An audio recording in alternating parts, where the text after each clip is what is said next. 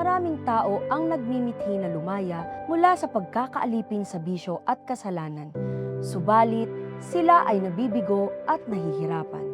Tanging ang Diyos lamang ang may kapangyarihang baguhin ang sinumang nasadlak sa kasalanan. Tunghayan natin ang makapangyarihang istorya ng buhay ni na Brother Ramon at Brother Ricky na parehong nakaranas ng himala ng Diyos mula sa kalayaan sa kasalanan hanggang sa kagalingan ng kanilang mga sakit at karamdaman na dulot ng kasalanan.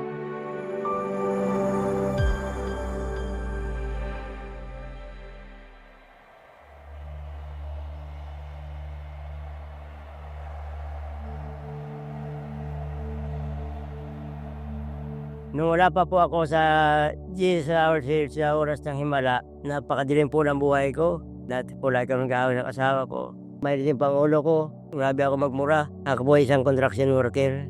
Dati po, laging kapos. Yung asawa ko lagi ng utang. Ako po ay napakaraming bisyo. Naninigarilyo. Nakakabos po ang 2 maghapon. Inom din po ng alak. Lagi po punta sa warehouse. Ako po ay ng mga bae. Nakasabok din po ako ng tumikam na pinagbabawal na gamot gaya ng marijuana. Ako po yung pinasugal. Di siya sahod ko na punta sa bisyo ko. Kaya po napakarami kong sakit karamdaman. May sakit po ako sa puso. Ako po may high blood. May sakit din ako sa prostate. May sinusitis din ako. Mataas yung uric acid ko. Kaya po pinakamatindi sakit ko sa bato. Ang kidney ko sa kaliwa ay paluk na. Hanggang sa 2 kidney ko apektado na. Ako po ay naghihinang dugo. Sa loob ng 15 taon. Napakabaho po ng ihi ko. Walang pinag-iba sa inugas na isda. Ako po ay natake. Hindi ako makatulog. Nabilipit po ako sakit. Sabi ng doktor, hindi ako abot 26 years old. Pag hindi ko ipapa-opera, wala akong magagawa kasi wala po ang pera. Tinis ko lang po ang sakit. Nasubukan ko po mag-inom ng iba't ibang gamot. Pero wala po nangyari.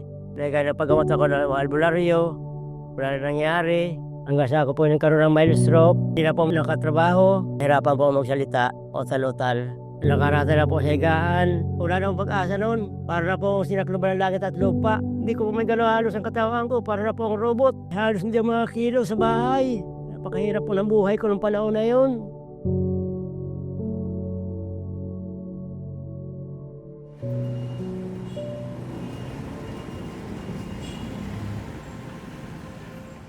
Years old pa lang ako, nagsimula na ako ng magbisyo, manigarilyo. Nakakadalawang kapo ako sa isang araw. Grabe din po ako uminom. Wala po akong pinipiling alak. Hindi kami uuwi na hindi kami lasing. Nakatikim din po ako ng pinagbabawal na gamot. Alipin din po ako ng sugal. Meron nga po akong pasugalan dito sa lugar namin. Tongit, madyong, pusoy. Yung mga kapitbahay ko po, binubuyo ko sa sugal. Ginigising ko po sila na sabi ng mga asawa nila, Ricky, nakakasira ka ng pamilya. Kumikita ako ng 500 up to 1,000 a day sa tong. May paupahan po tayo sa somewhere in Quezon City. Kumikita po ng 10,000 a month. Ayun, inuubos ko sa sugal. At pag nagpapadala ang parents ko, galing Amerika, takbo na agad sa casino. Naranasan ko pa umutang sa mga kaibigan ko. Nalulunga ko sa kahalayan, kalaswaan, yung mga babae sa beer house, may mga nilibin na ako sa tahanang ito. Sa bunga ng pag-iinom, pag-aabuso sa katawan, nagkaroon po tayo ng sakit karamdaman. Mahilig po ako mamulutan ng crispy pata na hindi natunaw sa tiyan ko. Halos 2 linggo hindi ako makadumi, nananakit na magkabilang tagiliran ko. Hindi ako makatulog, hindi ako makakain ng maayos. Sa sobrang kirot, pinainom ako ng gamot, wala rin nangyari. Sabi ng doktor, mag-undergo po ako sa colonoscopy para i-check yung bituka ko. O kaya, operahan. Kung di ako makadumi, malalaso na yung buong katawan. Sabi ko, Lord, ayoko pang mamatay.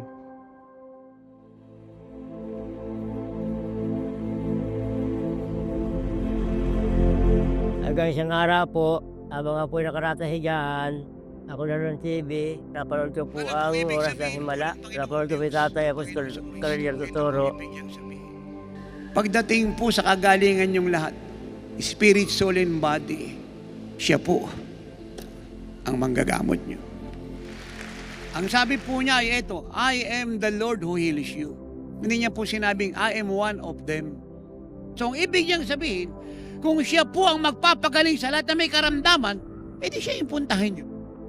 Kaya pag may naramdaman ka, totoo may sakit ka o wala, totoo yung x-ray o hindi, isang bagay lang ang maisip mo, walang ibang manggagamot sa akin na magpapagaling sa akin kundi yung nagsabing, Kakaiba talaga ang tuloy tatay.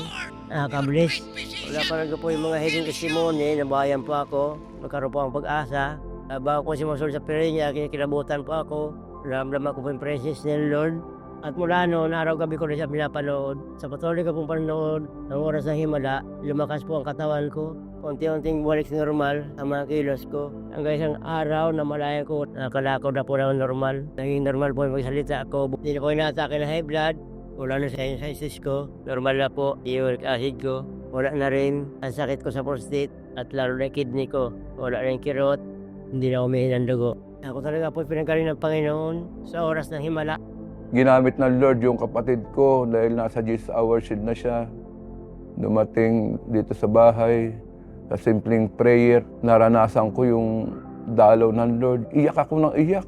Tapos sabi sa akin ng kapatid ko na umattend ko sa Jesus Hour Shield. Noong araw po ako nakarating sa Jesus Hour Shield Main Church. Namangha ako sa mga turot aral ng lingkod ng Diyos, Apostol Renato Di Carril, about binibitawan niya mga salita, tumatagos sa puso ko.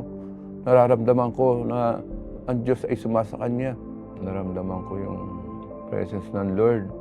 Na-feel ko na kakaiba, hindi ko ma-explain na mainit o malamig, na may humipo sa tiyan ko. Naranasan ko yung dalaw ng Lord, yung deliverance na naramdaman ko, ang dami lumabas sa katawan ko.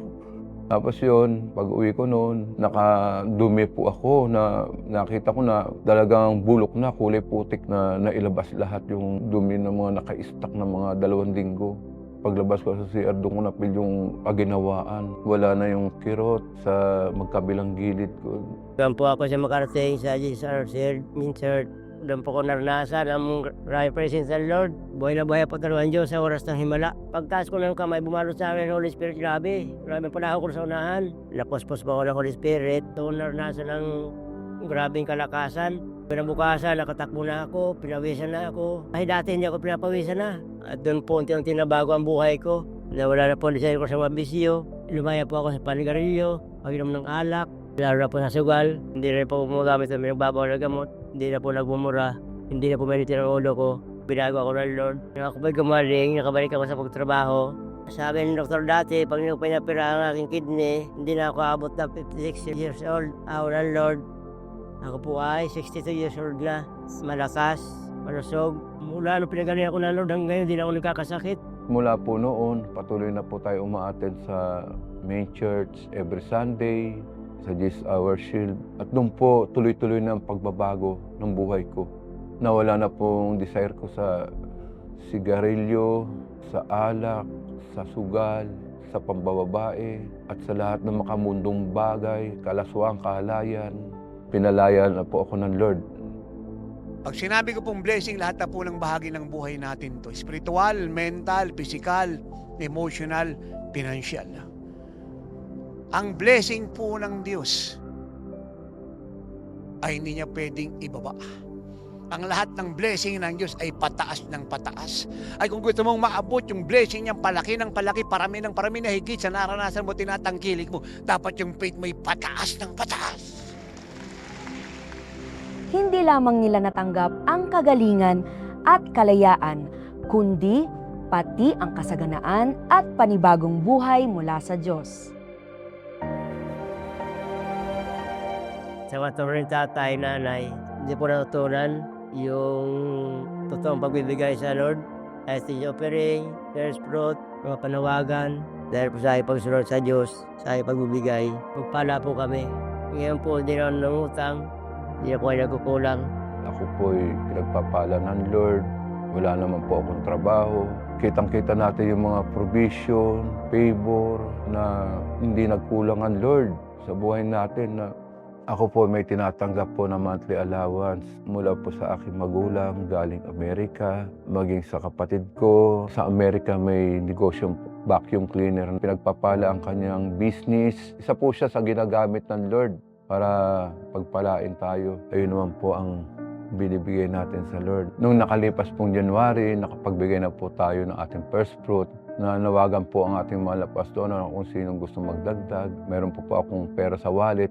Ibinigay po natin, ididagdag po natin sa first fruit. Makalipas ng 2 araw, minultiply ng Lord, ibinalik ng 7 times. Nagkita kami ng kaibigan ng mother ko na pabalik na sa Amerika. Bigla akong inabutan ng pera. Malaya po tayo nakadalo sa spiritual birthday ni tatay at partners conference anniversary. Yung kapatid ko nagdala sa akin dito sa Jesus Our Shield na dati wala po siyang trabaho. Buo ng pagsunod niya sa Lord, nabiyaan po sila ng business, ng milk tea at donut stand.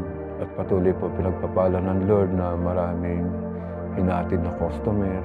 Dati po ang bahay namin dito sa Antipolo, simple lang. Dahil sa pagsunod natin sa Lord, in-upgrade ng Lord. Ngayon po, pinaganda ng Lord, loob at labas. Ang bahay na to ay nakadedicate sa Lord. Patuloy natin pinapagamit. Minsan po may nag-stay na rin po rito ng kapatiran ng fasting.